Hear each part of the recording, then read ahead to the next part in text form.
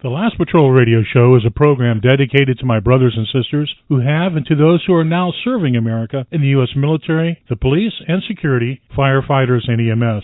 This is a Veterans to Veterans ministry. By God's grace, we're here to serve and to help bring the truth to you through the Word and the life of Jesus Christ. I'm Pastor Ted Marshall. I served as a dogman, that is a canine handler, in the U.S. Air Force Security Police in the Vietnam War. I know that the bond we as veterans have is very special, and we can talk to each other. This program is for you and your family. Let us ask for guidance from our Lord to inspire and to hear from Him on how much He loves you. And the peace of God, which transcends all understanding, will guard your hearts and your minds in Christ Jesus. Philippians 4:7. The Last Patrol radio program is a Talk to Vets ministry, hosting guests from the Christian veterans community and the caring and loving people who bring information, loving gratitude for all of you who are our nation's finest treasure. Here in the home of the brave, you are the brave in that home. You and I have a lot to share on subjects we can learn from. Using the Perfect Operations Planning Manual, the POPM, also known as the Bible. Heart to heart, vet to vet, patriot to patriot, welcome home.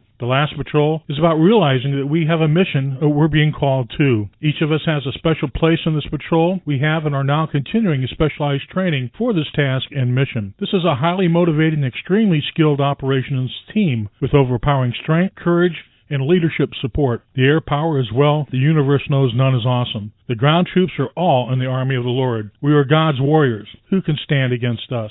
Trust the Lord with all your heart and lean not on your own understanding in all your ways. Acknowledge Him and He will make your paths straight. Proverbs 3:5-6. Walk with us on the Last Patrol. Hi, this is Pastor Ted Marshall. Joining us on the Last Patrol radio show is our resident, I can say, social scientist. He is Aaron Bergman. And Aaron Bergman, we've just been discussing some of the things that we're going to be talking about today. And we've got a full show lined up for you on a very interesting topic. And Aaron, welcome back to the program. A lot of exciting things happening here at WVRM, our radio station, and we were excited to be talking to you about some special shows that you're going to be doing for us, and it'll be called the Bergman Report, and this ought to be wild. So we're just so happy to have you here, and strap on your seatbelts, folks. The no smoking sign is lit. Please extinguish all burning materials, and put the seat backs in an upward position, and while you're down there, grab a pillow, put it between your head in your lap, and assume crash position. Okay, welcome, Aaron. How are you doing today? I'm fabulous, Ted. Thank you for that wonderful introduction. That one is one for the ages, and it's an honor to be on your station as always, and I'm very much looking forward to becoming an active contributor to what you're doing over there. It all just sounds wonderful. Well, the Lord has blessed us with a great opportunity to share, and not only share the gospel and share what's going on in our communities throughout the country, with our veterans and with all our folks, all our patriots out there that love this country, but also to have some good ears on the ground, some good people watching to help interpret some of the things that are going on and bring it to the folks in ways that they can understand this. And Aaron, I know the Lord's put you here with us for these several years that you've been with us on our radio show, and we're so happy that you're going to be part of this new team that we got here at WVRM. The title of today's show, thanks, Aaron. The title of today's show is Defining Deviancy Down. Tell us about the title of the show and what's on your mind. Well, many in your audience will be familiar with that expression. It was initially a quip that was coined by then-Senator, now late Senator Patrick Moynihan in the 90s under the Clinton administration. And it became almost a catch-all cliche phrase for the times. Basically, what Moynihan was alluding to, he was showing himself, showing the intent of his party, that in order to win elections, that they were going to actively seek to quote unquote define deviancy down, and it was a very interesting term. on many levels that I'm sure you can appreciate, and we have covered these issues at great length on past shows, so I won't belabor the point, and get us sidetracked with the cultural rot that we've all experienced over the 30 years that passed since that time frame that would serve to support that assertion. But you look at the so-called arts, movies, so-called music, even the stage, let's face it, not to mention our discourse and our politics. Everything seemingly has been dragged down to the basest level imaginable. And obviously that serves as the perfect backdrop and metaphor for what we have all been obliged to suffer through these past several weeks with the Justice Kavanaugh hearing. The country is, again, we're being led around and trying to be manipulated, not by the sheepdogs that are herding the herd to safety, but by the wolves that are trying to destroy it. Well, absolutely. And the howling banshees, as it were. Mm-hmm. And this methodology of quote-unquote peaceful protest that is anything but peaceful. I mean, I believe that there are laws on the books that are being violated left, right, and center, as I'm sure you would agree with your background in law enforcement and executive protection, most notably. The rancor, the dialogue is such, I mean, I believe it borders on incitement, if not being actually in violation of the predicate of incitement. And the bottom line is here that you could read the tea leaves of it because we have been apathetic. And by we, I mean our representatives. Let me be very clear here. I don't believe that a single solitary soul in our audience could be defined as apathetic in any way, shape, or form. The problem is we send people to Washington, we send people into local politics as well, with the understanding that they are seeking power in order to exert it. And unfortunately, that seems to be a one-sided coin, by which I mean that people on the left follow through on that promise in that they, of course, are seeking power, but once they have said power, they are not afraid to use it. In fact, they are obliged to do so out of fear of retribution from within their own ranks.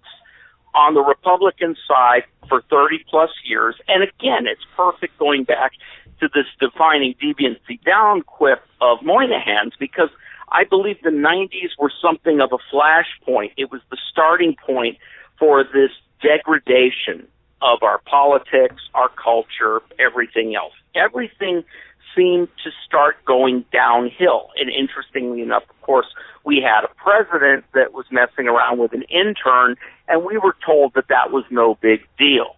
And the Starr report started, and what did they do?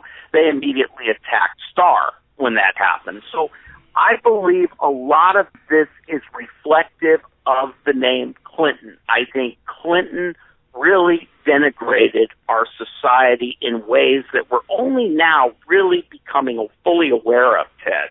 And as a pastor, I'm sure you could really speak to this and possibly even write a complete sermon on the subject, but it carries through to Bush, where Bush had power but was afraid to use it for conservative purposes. Let's be very honest here. Mm-hmm. He refused to get ideological. He refused to even defend himself against these kind of outrageous statements and attacks that resulted in a book that basically amounted to a how-to book on assassinating him. So you can see, like a pie graph, Ted, mm-hmm. everything going steadily downhill and becoming baser and more vile and violent. And then you get your 8 years of Obama, which take us right over the top, because what Obama was able to do was to plug in that racial component and really drive it and grind it into our society, that racial enmity, for 8 solid years, not to mention what comes with it. These are all offshoots, Ted. Mm-hmm. You've got, hatred of the police, hatred of the military, hatred of the flag, and it permeates throughout society. And these hearings basically reflect just how low we've gotten, Ted. And here is the interesting thing, because it brings us full circle to the Clintons again. I believe that when the hearing started, and just bookmark what I said about it getting back to the Clintons, because I'm not going to make that point just yet. But here is where I'm going with this. When the hearing started, you had your usual suspects, the plants in the audience that the Democrats had let in from Code Pink and in organizations of that ilk, where every 5 minutes someone would jump up and start screaming outrageous, howls of discontentment with the idea of Kavanaugh being on the court, and they'd be dragged out kicking and screaming. It was like bad dinner theater watching this. And everybody in the audience, Republicans included, just kind of shrugged it off like, oh, this is business as usual, because this has become acceptable.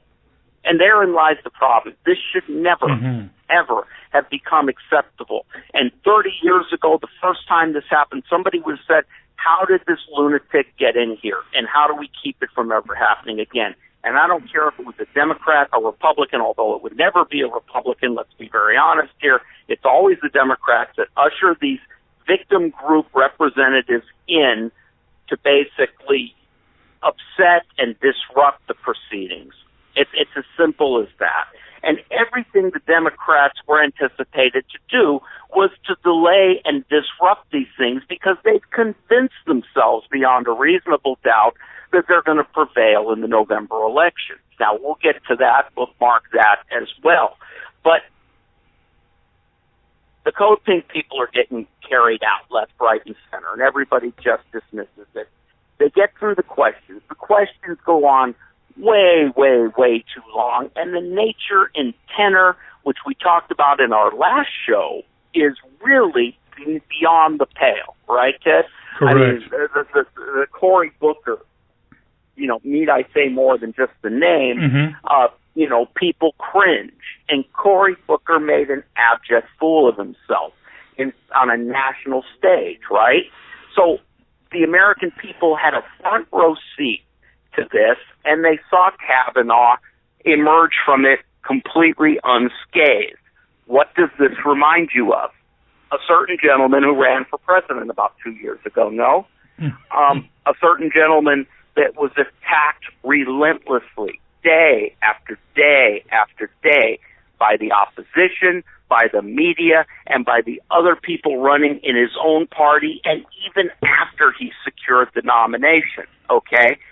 He became a victim in the eyes of your average non-political thinking individual.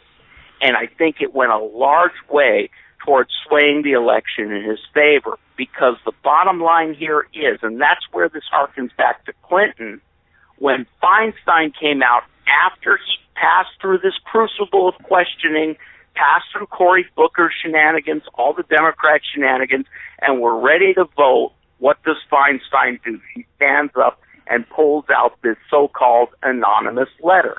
That is a trick right out of the Clinton handbook. Would you not agree? Absolutely. Absolutely. And therein, it comes all the way back to 1992, I think it was, when Moynihan made that statement under the Clinton administration, defining deviancy down. What is acceptable in modern so-called civilized society has changed radically since that time, and I think it's time we get a handle on it. And I think these Kavanaugh hearings, as horrendous as they have been, nails on the blackboard, Ted, I don't want to hear about them, I don't want to talk about them, but we have to address the fact of how the public is perceiving these things. And we will get into the whole component of the accusers versus Kavanaugh, but I believe that Kavanaugh is coming across as an innocent victim, and I think his accusers are coming across as the bullies, assaulters, and attackers in this. And if I'm right in this hypothesis, I think nothing could serve our purposes better going into the elections in November. Well, the time that this is happening between, we had talked earlier about this, is that if this keeps going on, And I believe that you're right. Right now, the Supreme Court has started again, and they're at a standstill. What is it? It's at 5-5 now. Or it's I forgot what the numbers are, but they are dead even of liberals and of conservative judges. This is going to. I don't know what's going to happen when some of these cases come up now. What happens if you have a hung jury with the Supreme Court, whether it's a 5-5? Is that a no decision, or I'm not sure. We have a situation where this going after Kavanaugh, the onslaught of all these allegations and so forth, and false allegations, and I think that you kind of hit the nail squarely with a sledgehammer this time, not just with a hammer. This is going to turn the American people really, I believe, against what these demon rats are doing. And Judge Jeanine, I thank her for coming up with the term of demon rats, because that's what they are. And demon rats are not just Democrats. Demon rats are also some of the Republicans like Flake and people like that, which are turncoats and being rats and being grandstanders. And we'll go into that in another program. But what we're having and what we're seeing, somehow I've got a feeling this is kind of being laid out, and it's not going to end up happy for the demon rats. I don't think they're going to like what's going to happen. Well, if we take society at large, and I think, if I'm not mistaken, we're using these hearings as a microcosmos of society at large. Would you not agree? Agreed. Okay, and we've gotten into the whole defining deviancy down in society at large, and how a process to confirm a justice has become an analogy of injustice. In other words, it's almost ironic if you think about it. Yeah. In other words, we're being treated to a horrific visage of injustice to ostensibly elect a justice. You could write a song about it, Ted. But it's also exposing the results, again, I have to keep coming back to this, of 30 years of apathy, of us, again, our representatives. Let me be clear again, because I certainly don't want to say or insinuate that the public at large has been apathetic. I think our representatives are apathetic. And on the Flake note, let me just state for the record that Flake's actions were entirely predictable, okay? Mm-hmm. Flake is a lame duck senator. Flake is never going to be elected to a position above dog catcher ever again. He knows this. That's why he chose not to run in Arizona. Flake has nothing to lose, and Flake has obviously sold himself to the highest bidder. Now, this begs an important question. Again, defining deviancy down. In what normal, civilized, thinking society, an evolved society, is this allowed to persist? In other words, we know Flake is gone as of November, no matter what. Flake, therefore, is dangerous because he has nothing to lose. What is more dangerous than a person with absolutely nothing to lose, who's clearly embittered, hates the president with a passion, blames the president for his own predicament, and will do anything in his power, a la John McCain with the 3 a.m. vote against repealing Obamacare, to throw a monkey wrench into our movement? How is it that the other Republicans and the Republican senators specifically could stand by and allow him to be there? He has no business being there, nor for that matter does Corker, nor for that matter in the House does Ryan. All they can do is damage on their way out the door. I liken them to tenants that have been evicted from your apartment, and they have wasted 6 months in the courts using every tenant's rights law on the books to try to extend their stay without paying their rent, and then finally the day comes that they have to move out, and they trash the place and pee on the rugs before they leave. And that's basically what Flake is doing. You know, when I see the setup that's been doing this and how this whole thing has been orchestrated, including the event in the elevator where the two protesters approached him, and there happened to be a CNN camera there, and they happened to keep the door open, not like Maxine Waters where they slammed the door in the people's face, you know, whoever was trying to ask questions, and those were regular reporters. And how did they get in the elevator? They had no right being in the elevator. But one of the things that caught my eye real quick, you know, for many years, one of my bread and butter of being safe was watching is body language of people, being able to really read people and what their intentions are, what's going on. And the first thing that I noticed right off the bat was Flake's demeanor as he was standing there listening to this, and he kept checking and making sure the cameras were on and that he was in the picture and that his full face was in the picture, because at first it was only half of him. So he moved so he could be fully in the picture and looking with his face down and so forth. And right away that told me this is a setup. These people that are screaming at him, this has all been a show.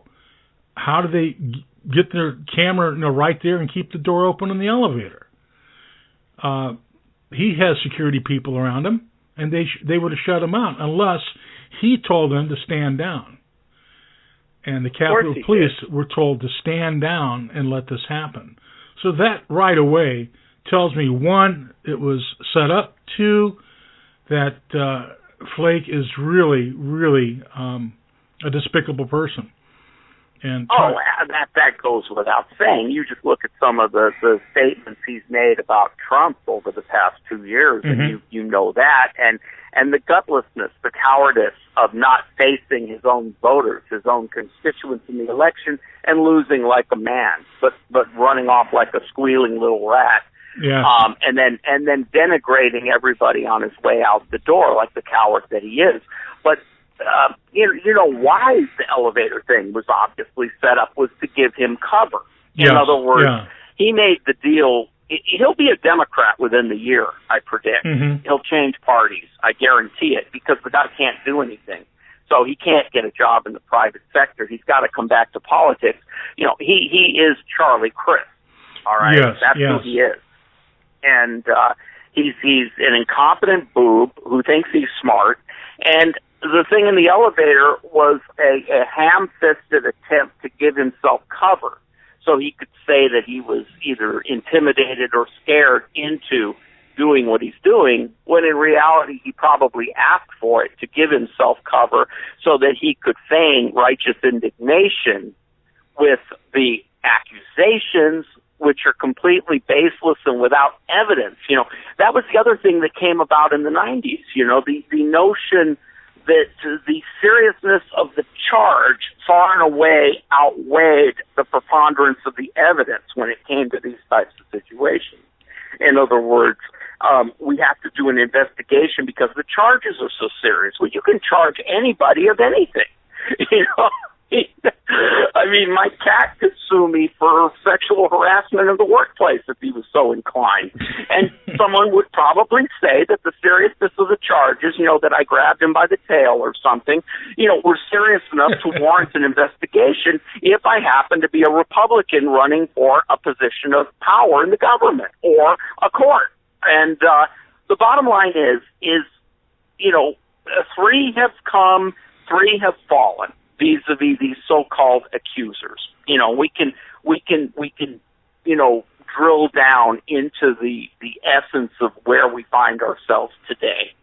And let's be clear, Kavanaugh is by no means a Scalia, all right? The guy is a middle-of-the-road, Bush-era judge, okay? He's going to disappoint us when he gets on the court. I can all but assure it, in much the same way that Roberts has disappointed us. All right, he's he's cut out of that mold more than he is Scalia or Thomas. Mm-hmm. So we're not dealing with a rock-rib conservative here. And I think that the media, who, as we've covered at length, are the titular head of the leftist movement, let's be very honest here, I think the media really is excited about the horse race aspect of this. In other words, they figure they're actually getting ratings for the first time this year by broadcasting the, and the way they go aspect of this and the day-to-day dirt and the salaciousness of it, right? And, of course, they get to bash conservatives and Republicans and at the same time, which is an added benefit. But what I'm getting at here is he's going to be confirmed. I would predict they're going to hold a vote either Friday or Monday, okay? And he's going to get confirmed, and all of us on the right are supposed to breathe this huge collective sigh of relief, right? Yeah. Right? Yeah. Well, I don't see it that way. Okay. Because before you go any further, necessary. Before you go any further, hold on for a second. I want you to hold that thought just for 1 second. I got to do a station break, and we're going to do a live station break. This is VRM, Veterans Radio Ministry, broadcasting from WVRM Digital Broadcast Studios in Zephyr Hills, Florida. Christian talk and variety radio, sending the good news of truth and the life of Jesus Christ around the world. Thank you for listening to WVRM Veterans Radio Ministry. Okay, now back to Aaron. Okay, Aaron, unleash. Go. What I was saying is that we're all supposed to breathe this collective sigh of relief once I predict Kavanaugh is going to be sent to the court. Okay, I think he's going to be confirmed. And we're all supposed to, fall to our knees and say, oh, thank you, almighty Republican Party. You managed to get this guy in. Terrific. We had the votes 2 weeks ago to do this, okay? Yeah. And if McConnell had called the vote as he was supposed to do that Thursday, Feinstein would never have had the opportunity to stand up with this idiot anonymous letter, which turned into Ballsy 4. True. Okay? True. This whole quote-unquote manufactured crisis was unnecessary. We didn't have to go through this as a country, as a nation, as a people. And I am not going to thank anybody for this because, again, it goes to that apathy dressed up as statesmanship. You see, lack of action because you want to be, how should I put it, you want to be stately, right? You want to be understanding of how the other side feels. I've had enough, all right? And the bottom line is they were all sitting there and getting paid to be subjected to this, all right? There were a lot of people that made a lot of money off of this so-called crisis. And when the smoke clears, everybody's going to move on and forget about it in time. Hopefully, our side and the people that are non-politically motivated, who we've covered at length, will also have had their eyes open to the demon rats, as you put it, and their tactics. And every man out there, or woman for that matter, who's been falsely accused like this will identify with Kavanaugh as the victim that he is. Because obviously, he wouldn't have been my choice for the court, but he's acceptable. But I feel for him as a human being, all right? I understand that what we witnessed was a disgusting and hideous and heinous attempt to destroy a free, law-abiding citizen in this country. It was right out of the Soviet Union, right? Absolutely. And the bottom line is it was all unnecessary. And what was the reason McConnell gave for not holding the vote that Thursday? The so-called hurricane that never happened. I mean, yes, North Carolina got deluged with rain, but you're going to tell me that you couldn't vote for the justice and then allow everybody connected with North Carolina to get back there? Or could they not do a proxy vote? This is 2018, is it not? True. I'm just saying that I don't, and herein lies the nub of this, which is that the American people, those of us on the front lines, you, Ted, tirelessly doing your show, 24/7, tirelessly trying to spread the word on all facets, be it, the political, be it the theological, be it cultural, every which way. The public at large has only so large of a reservoir to endure this kind of stuff, you see? And the Democrats have a limitless supply of outrages that they could go to after this. Yeah. And I'm disappointed that McConnell didn't call the vote anticipating that this was going to happen. So by now, by today, what is today? October, 4th? Mm-hmm. The 3rd, whatever today is. By today, we would have moved on to the next feigned outrage from the left, and the Kavanaugh business would be behind us. And yet, here we are. It's amazing. It's amazing that we're living in this time. We're seeing where these battles are happening, and it is good against evil, and it is being played out in front of us. And we had talked, and you mentioned one time, though, sometimes we get to the point where we're just so overloaded with what's going on, and that sigh of relief that people are going to have once this issue is over and he's on the bench, I have to kind of warn folks is that we haven't won yet. It's not over yet. That they're going to try as hard as they can to use this also as a battering ram for the elections on coming up. The midterms that are coming up. It's important that people vote their conscience. It's an important thing that they also look, and I look at it a couple of ways. And one of the ways that it's very smart, I believe, and very human to look at is that the mothers and the women out there who have sons and daughters and have husbands and brothers, and to be empathetic about what happens if they were falsely charged. And we see what has happened to people's lives when they're completely destroyed this way.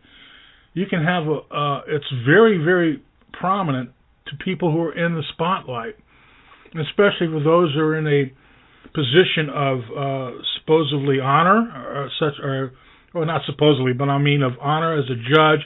Somebody's supposed to be impartial, somebody whose judgment is supposed to be unclouded and even-keeled.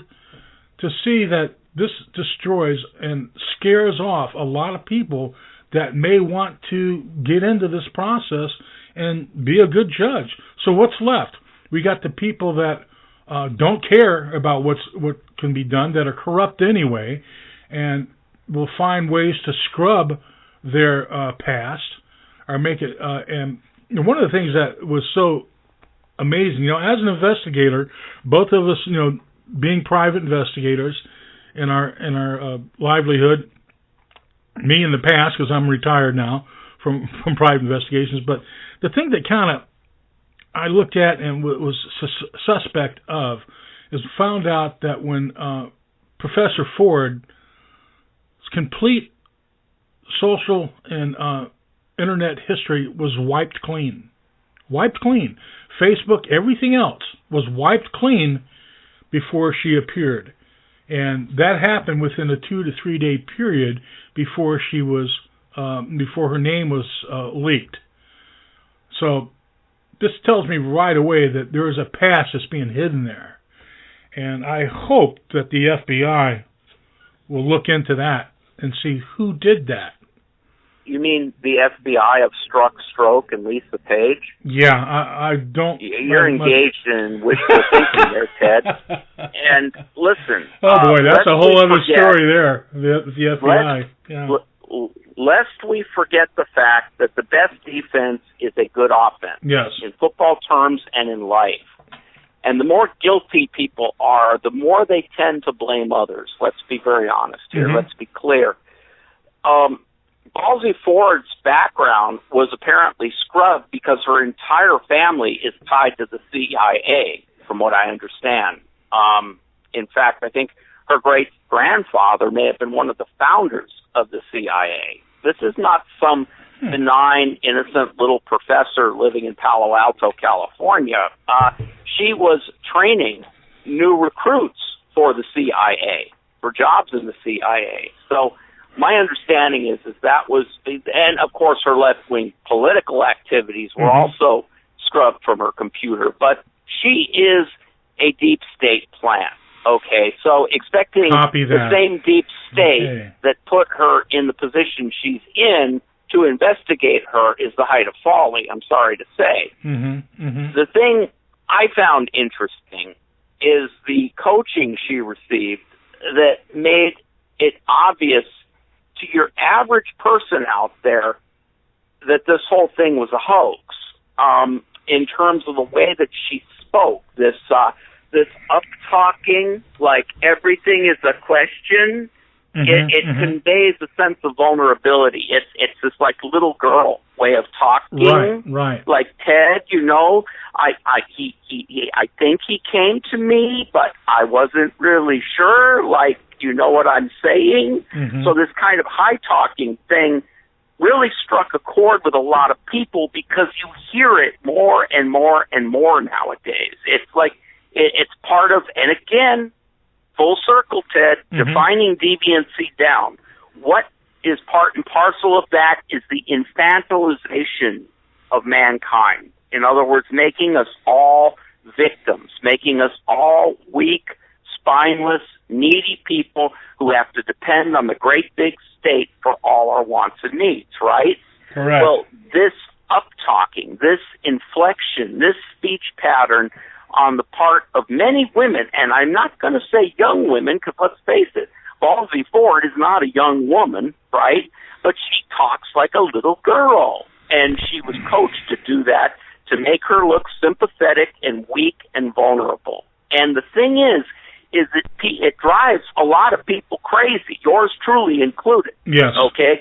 Especially when it feels put on, so that nobody will question a person. Nobody, and the prosecutor, quote unquote, that the Republicans brought in, I thought did a simply horrendous job, by the way. I thought it was embarrassing. Yeah. Because she tried to pull an inside straight, to borrow a poker term, if you'll indulge me. You know, when you try to draw on an inside straight, in other words, you've got, an ace, a 3, a 4, a 5, and a 6, and you ask for one card, hoping against hope that out of the 52 cards you're going to get a deuce. Right. It was the same thing that she did. She framed her whole line of questioning around who was putting her up to this, rather than checking her own credibility. Why? Because she talked like this. And the bottom line is that she was allowed to skate through those hearings without having to answer any questions. And that goes to the fact that these ills that we have been talking about this hour have not even begun to be solved. Even once Kavanaugh, confirmed, I'm very unhappy about this whole thing. I think we all are. We're seeing this hypocrisy being displayed, and it seems like the first thing that the demon rats do when hypocrisy is showed is that they just ignore it, change the subject. No, that doesn't matter. It doesn't matter. It doesn't matter that we're being hypocritical. Well, it does matter. And even the Bible tells us to bring false witness. That's one of the 10 Commandments. You shall not bring a false witness against somebody. And to see this happening straight up is, I'll tell you, sometimes it's hard to take, and you just cringe when you see this stuff going on. Let's one more minute. Hold on for a second. And okay, Aaron is not happy, right? What a surprise! What a surprise! Aaron's not happy, and Aaron has no faith in Ted's wish and hope that the FBI investigate Ballsy Ford and her allegations. Yeah, and her ties. Yeah, Aaron is cynical. We all know that. But the bottom line is what we're looking at here is a rigged game, and we need to accept it for what it is. You cannot solve a problem without facing up to it and facing up to the gravity of it. And we have touched on this several times over the course of the past 2 years since President Trump was elected, just the extent and the depth of the corruption and how rigged this game we're up against is. And, I likened it time and time again to a differential diagnosis being made by a medical professional before, deciding what to do, be it surgery, medication, therapy, what have you. And we have had to spend the entirety of the past 2 years on this differential diagnosis. And sadly, we have not been in a position to treat it. Now, when I say we, again, are elected representatives with one notable exception, and that being our president, Donald J. Trump, who just proceeds along his merry way doing things that nobody, myself included, thought possible in 8 years, much less 2.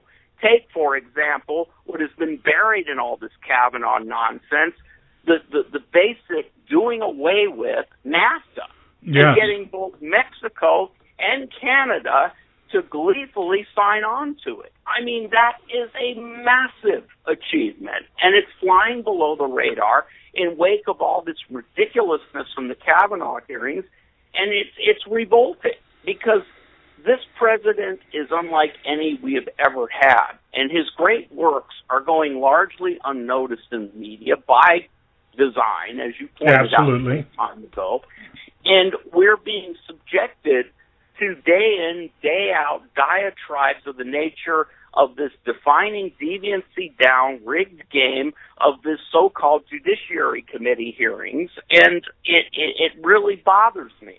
And I'll take it even a step further with you, Ted. I turn on the radio this morning, and I hear that Bill Nelson and Rick Scott had their first debate last night. I'm like, boy, I'll bet the ratings were off the chart for that one. Can you imagine the thrill a minute of that debate, right? I detect some sarcasm there. Yeah. Okay. Yeah, but you know what jumped off the page to me about it? What's that? Guess which network covered it? Fox? No. Who? Telemundo. Oh, no. Oh, there's a left-leaning organization. Exactly. And I had a flashback to the 3 debates between Hillary and Trump. Yep. Crooked Hillary and Trump. CNN, right? Yep. The other one, was it on MSNBC, or was that all? Or I guess there were. What was it? Was there was one? I know the last one was on Fox. Right. With little Meatloaf Jr. I think NBC had it. Didn't I think what? NBC had it, and then CNN, and then Fox, right. I believe. And then Fox, right? Right. With Baby Wallace, right? Little Chris Wallace with his fake glasses with no lenses to make him look smart. And Wallace attacked Trump worse than Martha Radich, worse than any of them did on Fox. And it goes to this whole rigged game again, and it goes back to this whole judiciary hearings that we've been subjected to. But one thing I want to close with, which is that the reservoir of patience of the American public, you, me, those of us on the front lines, is limited. It's a finite resource, all right? And what the Republicans fail to realize is that they are insulated in large part from this, in that, yes, they get pestered out of a restaurant by the lunatic fringe now and again, and it becomes front-page news. But we have this in our face day in, day out, night in, night out. And the people have a limited reservoir of patience for this kind of stuff. And if you can short-circuit it, as McConnell could have by calling the vote as he should have on Kavanaugh 2 weeks ago, we would not have had to go through all this. And that makes me very upset. We enjoy speaking with you, Aaron. We're coming up to, we've got about 4 or 5 minutes to go before we have to end this broadcast. But Aaron, in the future, we're looking at some exciting things that are going to be happening here, and for our radio station and our radio show, and we're looking forward to have you being part of that. Your in-depth analysis is appreciated, and it really sometimes people that are out there are not observing, and as a trained observer, as you are also, is that it's good to have somebody that can relate what they're seeing to be able to give us the reports that we need to understand. Aaron, we're going to cut this off just a little bit early so we can prepare for our next show, but I want to thank you for coming on the show today, Aaron. And well, I want to thank you, Ted, not only for the opportunity to talk with you on today's show, but for all your efforts and friendship this past several years. It's been wonderful watching your network evolve, your station evolve, you evolve, me evolve. I feel like we're all evolving here, and it's a great thing. Yeah, the Lord's got some plans for us, and it's a roller coaster ride, but this one's fun. I like roller coasters anyway. I'm with you there. Thanks, Aaron. You've been listening to Aaron Bergman, who is our go-to guy when it comes to political and what's going on in Washington, D.C., and also what's going on out there in our own state of Florida here. And it's really great to be able to have an asset like Aaron out there, knowing that it's not just you alone that's out there listening, that there's somebody that can really understand and report back to us. You're listening to VRM, Veterans Radio Ministry, from WVRM's Digital Broadcasting Studios here in Zephyr Hills, Florida. This is Christian Talk Radio, and you're listening to the Last Patrol Radio Show. I want to thank you for listening to the Last Patrol Radio Show. Do me a favor, tell your friends about our radio station and our radio shows, and all they have to do is go to veteransradioministry.com. All one word, veteransradioministry.com.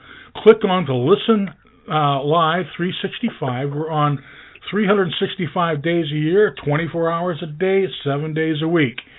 We're broadcasting everywhere, anytime. So you get a chance. All you have to do with your smartphone is you can click on, you can listen to us. You can. In the future, we're going to have an app that you can click on to and take us everywhere. Download this show for your friends, or have your friends just go to our website and listen in live. We thank you so much.